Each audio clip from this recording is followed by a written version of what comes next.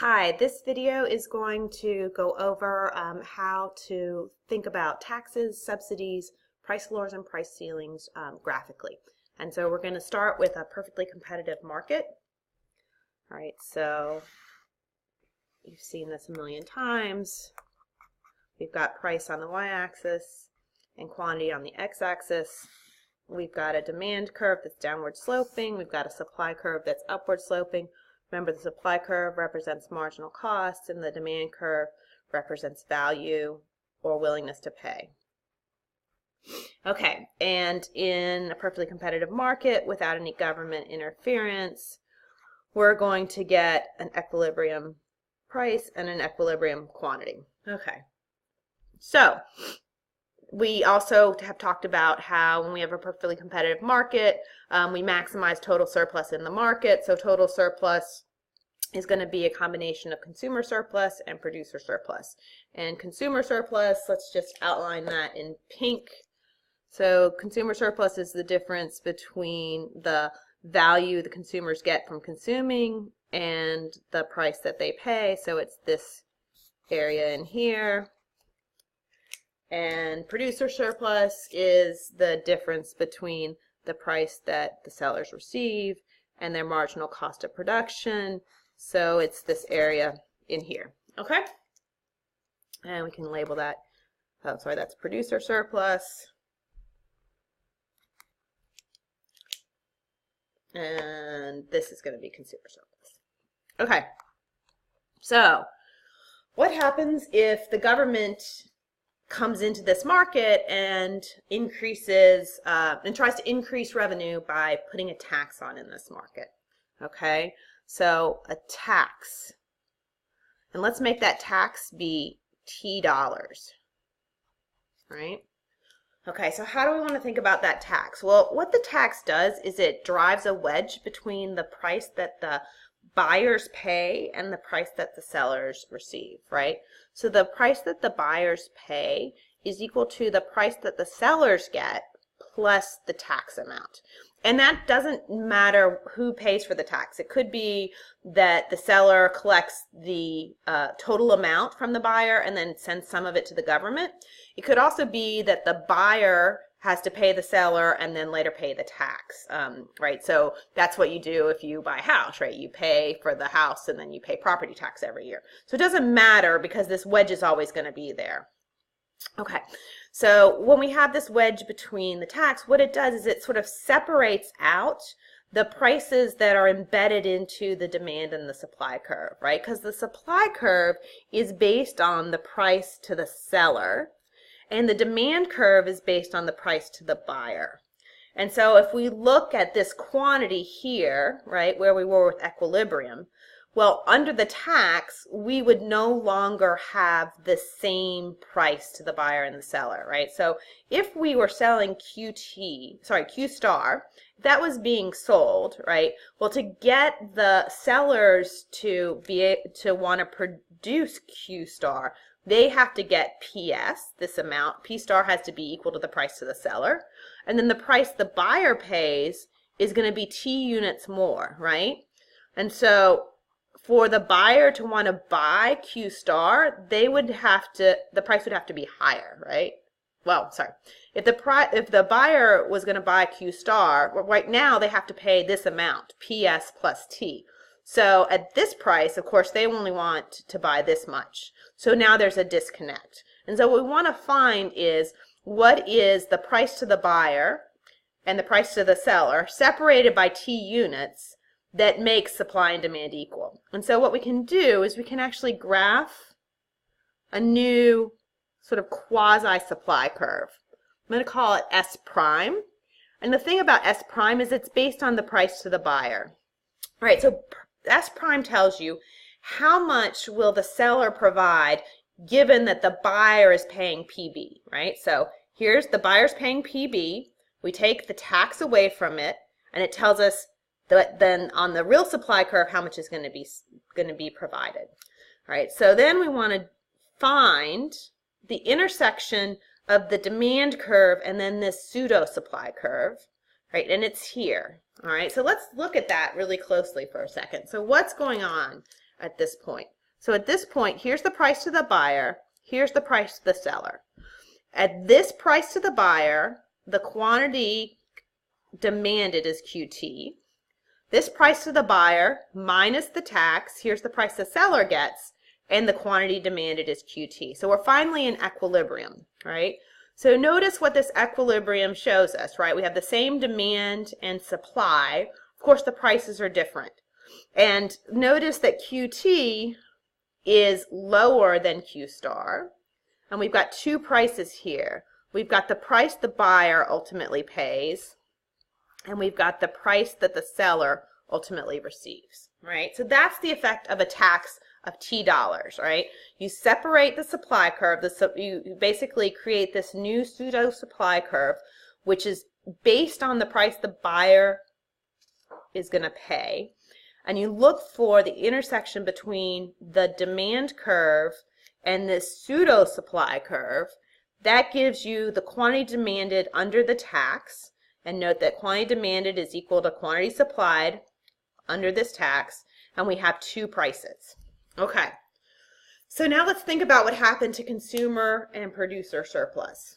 Well, consumer surplus is certainly decreased. Why is it decreased? Well, it's decreased for a couple of reasons. One is that the price is higher. So now the consumers are paying more, right? So that's going to cut off a bunch of their surplus. They're also only consuming QT units, so fewer buyers are actually in the market and fewer buyers are getting any consumer surplus at all. So the new consumer surplus is just this area that I've just shaded with the black pen. Okay, now let's think about the producer surplus, right? The producers are getting a lower price and they're also selling fewer units. And so producer surplus is also decreasing. Right, so it's only this portion.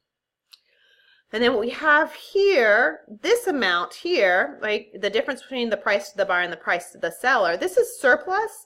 It's actually government surplus, or as we might call it, government revenue, right? This government revenue is equal to the tax times the amount sold. So that is surplus, right? That's the reason the government's taxing in the first place, is to take some of the consumer surplus and the producer surplus and then be able to use it to do other things with. And then we've got one sort of left out piece here. If you can see where we were before our total surplus was this entire triangle, and now we've kind of proportioned it up, but this area is left out. And this is our deadweight loss. The deadweight loss associated with the tax.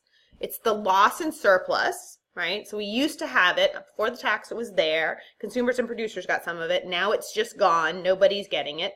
And that's because we aren't producing units where the value to those units exceeds the cost of supplying them, right? So we're basically foregoing that potential surplus. And the reason why they're not being sold is that while there is surplus being generated by these units, it's not big enough to make up for the tax, right? So the amount of surplus generated is less than the tax, and so there's no way to be able to pay the tax. And so what we have is a deadweight loss associated with the tax, right? And that's one of the things that you'll always be, talking about when you think about governments raising money to do projects. There's always some sort of deadweight loss associated with the tax. There is actually one exception. You don't have any deadweight loss if you have either a perfectly inelastic supply curve or a perfectly inelastic demand curve. So the classic example of a tax without any deadweight loss is a tax on life, right? Basically a head tax where everybody has to pay a certain amount, because you certainly wouldn't say, well, instead of paying this tax, I want to die. And so that's the only case where you don't have any deadweight loss. The amount of deadweight loss will depend on the elasticity of the supply and demand curves, the way the tax is distributed across the two groups, right? So really think about what's happening here. Some of the consumer surplus has gone to the government, and some of the producer surplus has gone to the government, and then some's been lost. But of that surplus that's gone to the government, how much comes from consumers and how much comes from producers depends on how the prices change. And that actually depends on the relative elasticities of the supply and the demand curve, right? So if we have, let me do a quick little example. So let's get two side-by-side situations. One with a very steep demand curve and a very flat supply curve, and one with a very flat demand curve and a very, well, not very steep, but a steeper supply curve, right? And think about the same amount of tax increase, right? So we can have it be roughly sort of the size of one of these sort of lines, right? So that would be a tax of the same amount. So supply curve, right? They look different, but they actually, the separation between the two is roughly the same. So here's our S prime and our S prime. And so if we look at what happens here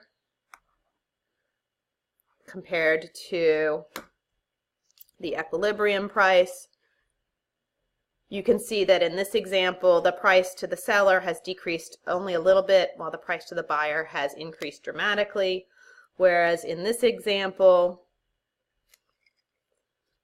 the price to the buyer has not increased a lot, but the price to the seller has dropped a lot. So price seller, price buyer. I'm going to label all these things.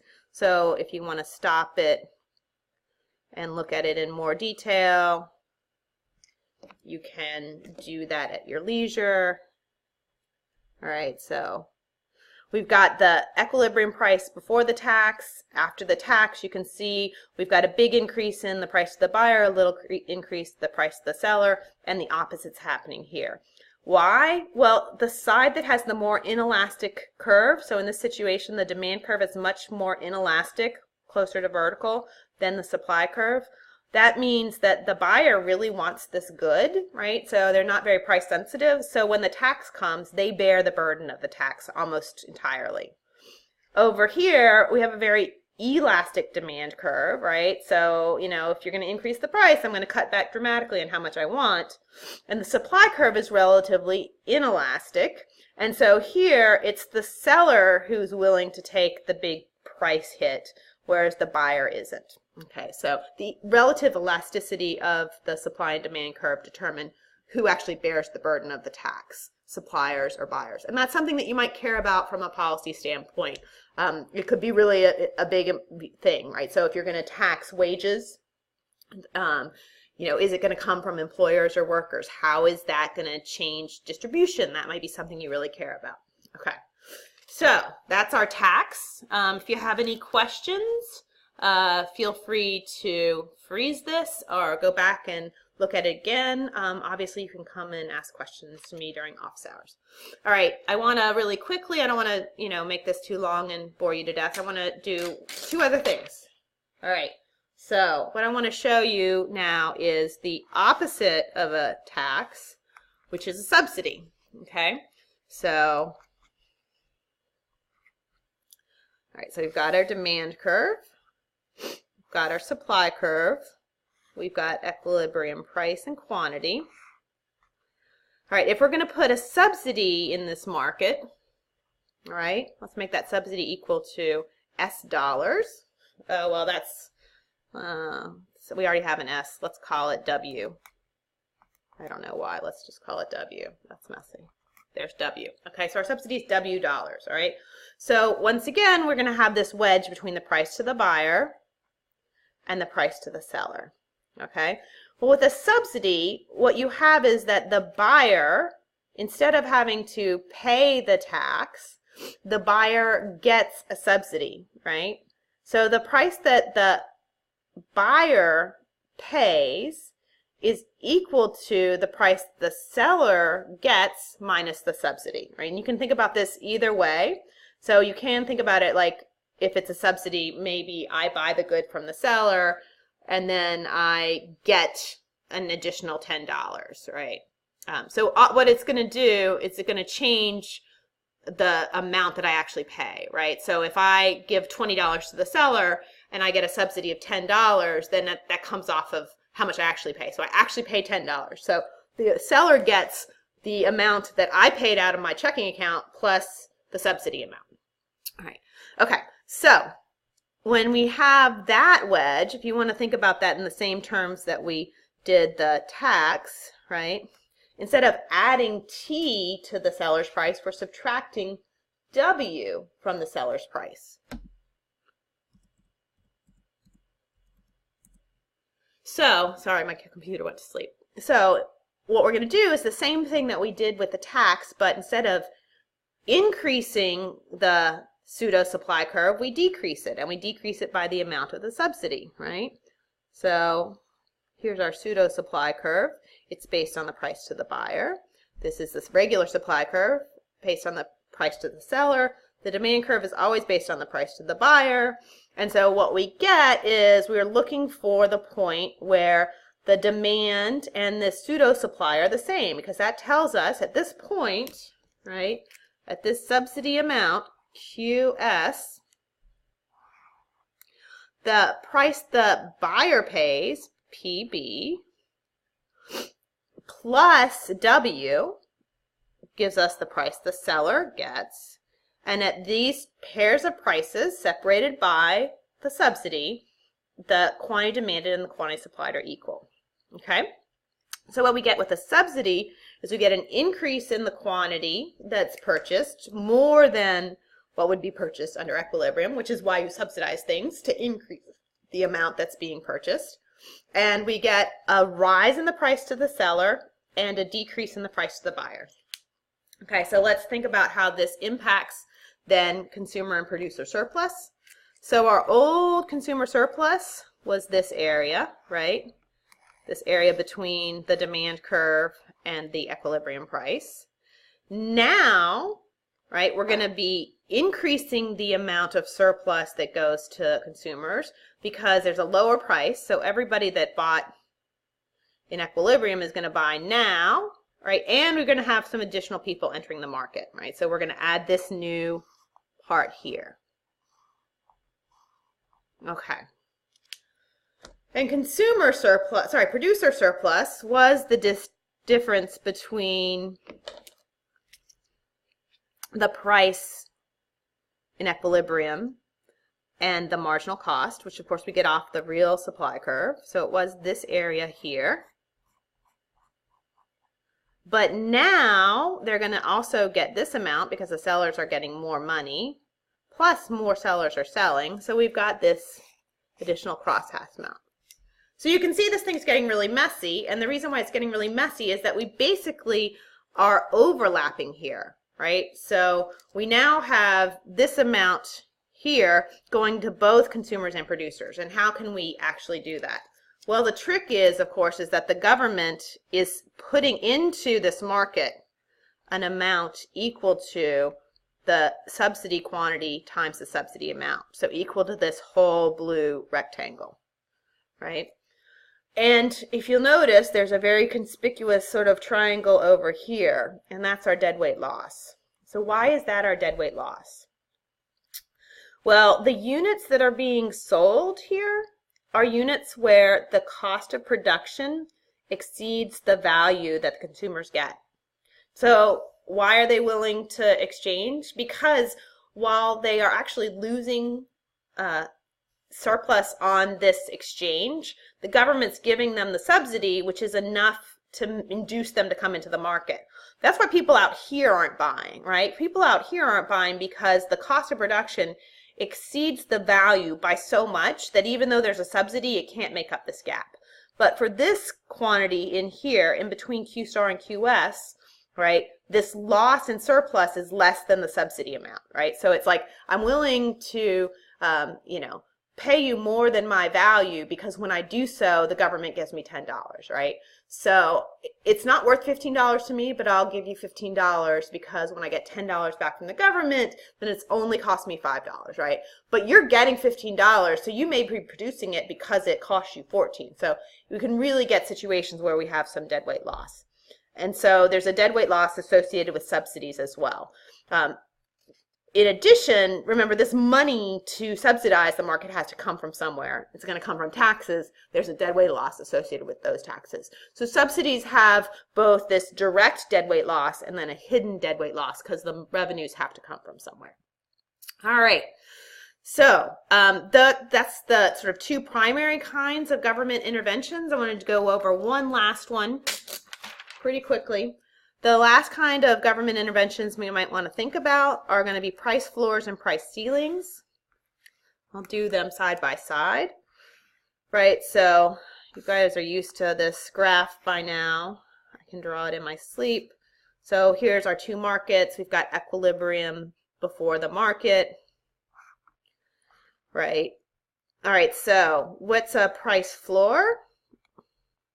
A price floor is a price that you can't go below. So it's a price that, for a price floor to be active, it has to exceed the equilibrium price, and then you won't let the price go below it, right? So instead of going all the way to equilibrium, you stop here. Obviously, there's a big gap between the demand and the supply when there's a price floor, okay? So when there's a price floor, this has an impact on consumer and producer surplus, right? Because under the price floor, this is the quantity that's going to be purchased, right? The minimum of the two. So with this price floor, we're not letting the price go below. What we're doing is we're keeping the price abnormally high. And so that means that consumer surplus is going to be much smaller under the price floor than it would have been under equilibrium, right? So instead of having this whole triangle, we've just got this little triangle. But it's good news for the producers, because instead of getting this triangle, right, before, now they get this triangle.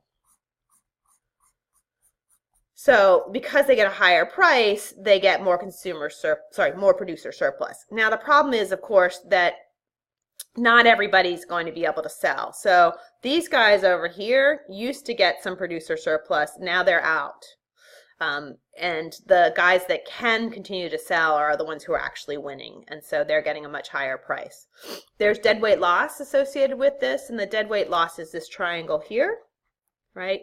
It's the difference between the equilibrium quantity and the actual quantity, and it's those units that are not being sold where the value from the units exceeds the cost, and so there would have been surplus there, right? So when you're looking for deadweight loss, you're always looking for what is the equilibrium quantity, what is the quantity that's actually being traded, and so are we basically producing too much or too little? Okay, so the last thing I want to show you is a price ceiling. For a price ceiling to be active, it's got to be a price that's below the actual amount, right? So we want to go higher, the market wants to go higher, but the price ceiling is stopping us from getting higher. And so what we have here is a supply that's much smaller than the demand, and it's the smaller of the two that's going to determine how much is going to actually be sold. And what we get in this case is a relatively small amount of producer surplus relative to what they were getting before, right? They used to get this big triangle, now they're just getting this. And what we have instead is that the consumers are getting a much lower price. Of course, there are some consumers who are left out of the market, so they used to get this amount, now they get this amount, so these consumers are left out. Which means, of course, there is also deadweight loss here. There's deadweight loss because the equilibrium quantity, my little star there, is greater than the ceiling quantity, and those are units where the value exceeds the cost of production. So had we been able to trade them, we would have more surplus in society. So both a price floor and a price ceiling decrease the quantity traded below the equilibrium quantity. They both result in deadweight loss, and so you might ask yourself, why would we ever do them? Well, notice that what they do is they redistribute the surplus, right? So price floors distribute the surplus to the producers. Price ceilings distribute the surplus to the consumers, okay? So think about a good example of a price floor, a minimum wage. The idea behind the minimum wage is it redistributes surplus to the producers, who in a labor market are the workers, right? Not the employers, but the workers. So minimum wage keeps us from going as low as the market would drive us, but we might support it because we think that that redistributive property is important. A price ceiling is going to redistribute to consumers. A price ceiling you might think about as rent control, right? The price would be higher were it not for the rent control. And we might do that because we think it's important to redistribute surplus from the landowners, the property owners, to the renters. Okay, so that's price floor and price ceiling, deadweight loss graphically. Once again, if you have linear supply and demand curves, you should be able to figure out all these different points, and you can calculate the different amounts of surplus and deadweight loss, etc. And how big the deadweight loss is going to be and how much redistribution there is going to depend on the elasticities of the two curves. All right, thanks for watching, and hope you enjoyed this. If you have any questions, come see me during office hours. Thanks.